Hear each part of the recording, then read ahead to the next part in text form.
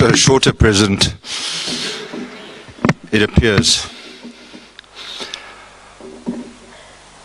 Steph and I and Dolph met in a coffee shop in Parktown a couple of weeks ago, around about 10 o'clock in the morning. And I was already on my second whiskey. That's what we do in South Africa. No, we talk over cappuccino. So Steph asked Dolph and I, why do you do this? So Dolph came up with a really great presidential answer. And I can't remember it exactly verbatim, but he said, I want to improve the standards of the speakers industry. And then Steph turned to me. Now you guys all know Steph's look. He's got that look, like it's always a test. And he said, "And you, why are you here?"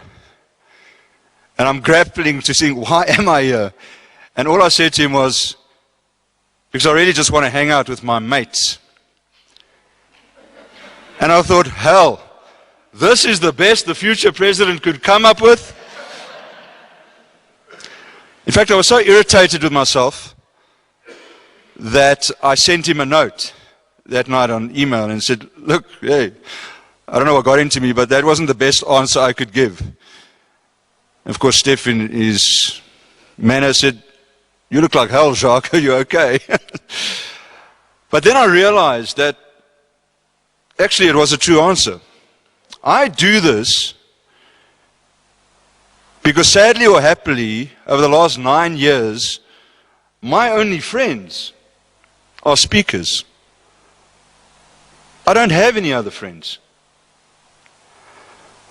I know when Paul got me into this, by the way, the standards were a hell of a lot lower then. All you needed was a pulse and be able to speak and you could get into the PSA. Now you've got to earn some money to get into the PSA. I never realized I'd go on such a journey.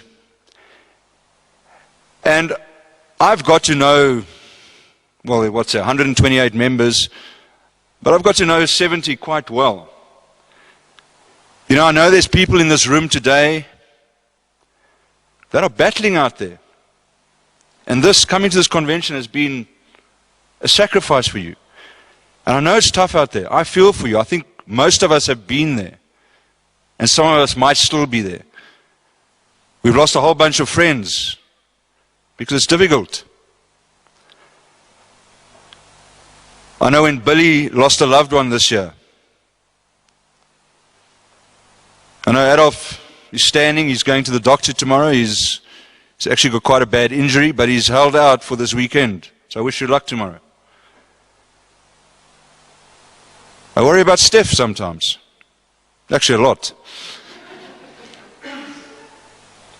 Steph, you had that skin cancer scare. I worried about you, mate. I worry about Annie. I phone her not as often as I should, maybe once a month. And then I have great joy too. Julie Fulmer. Adolf has mentored Julie.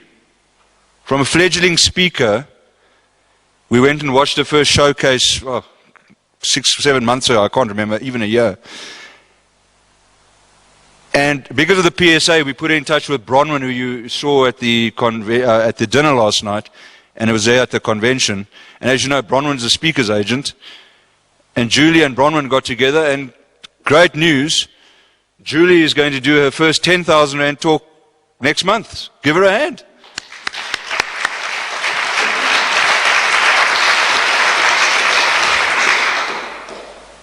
We help each other out. I'm supposedly the Mac expert in the PSA. I don't think I am. But people are always calling me when they get a blue screen or they can't do something. Ian Rieder phoned me the other day and said, I've lost my dongle. I said, I hope you mean the Mac dongle. So we help each other out. And we enjoy each other. And I've learned so much from everybody here.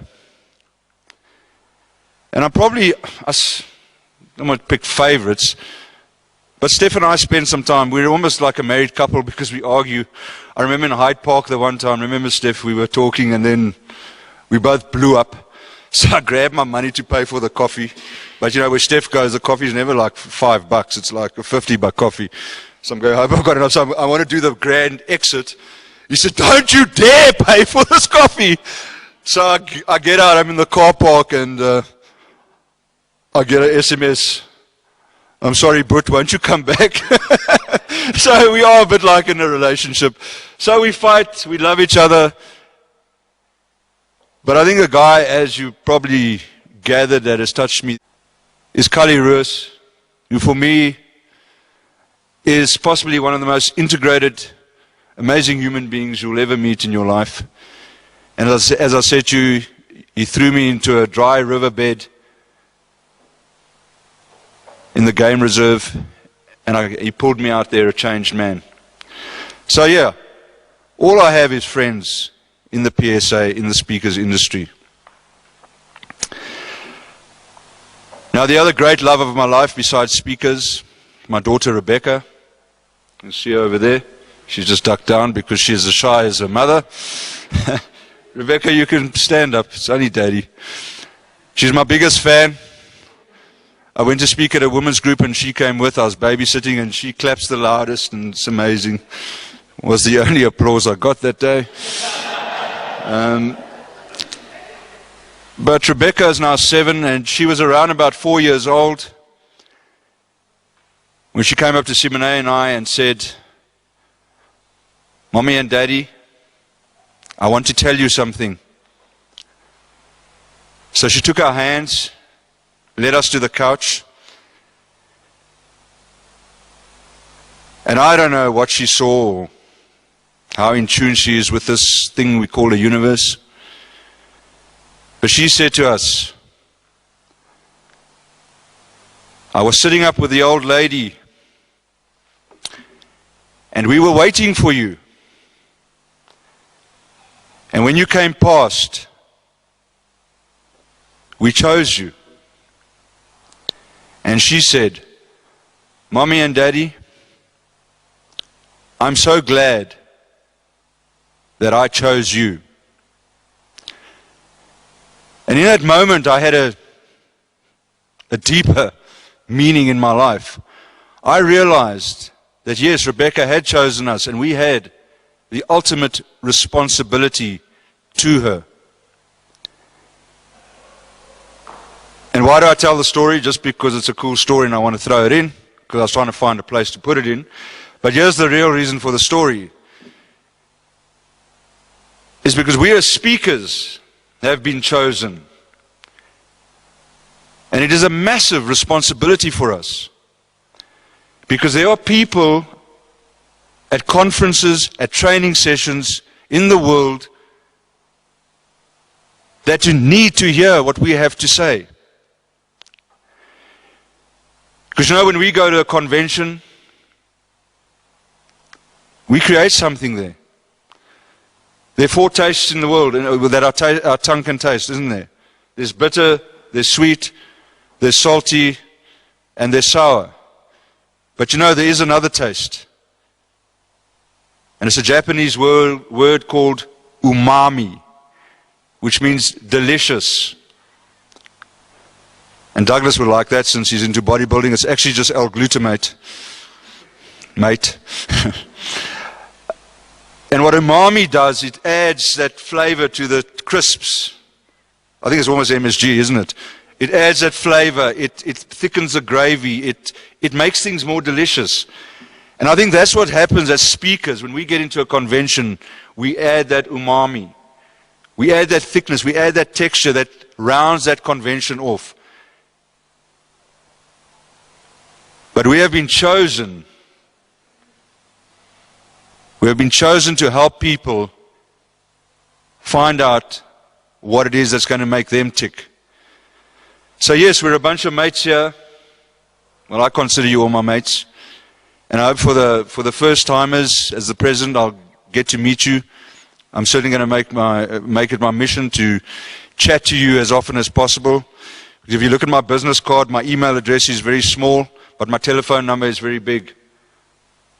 I like to talk to people on the phone or face to face. I'm not really a big email kind of guy. So you'll be hearing from me. And you can always just, if you see my number, just let it, and you don't want to talk to me, just let it ring and it'll go to voicemail. I'll still tell you something.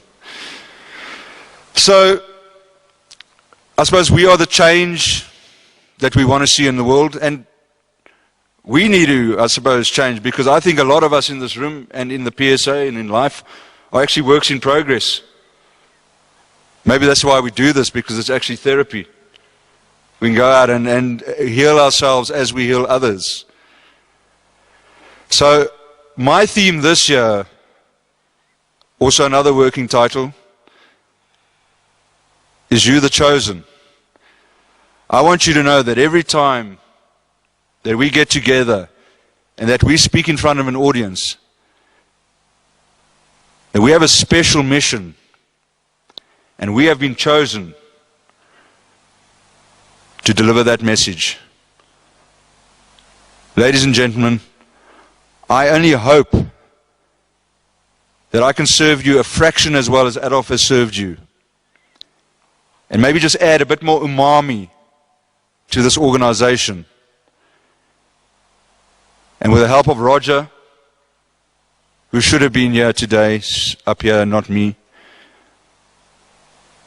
we've got a great guy coming up in the wings, and we're going to build a team. And we're going to take this place far. Because here's the thing.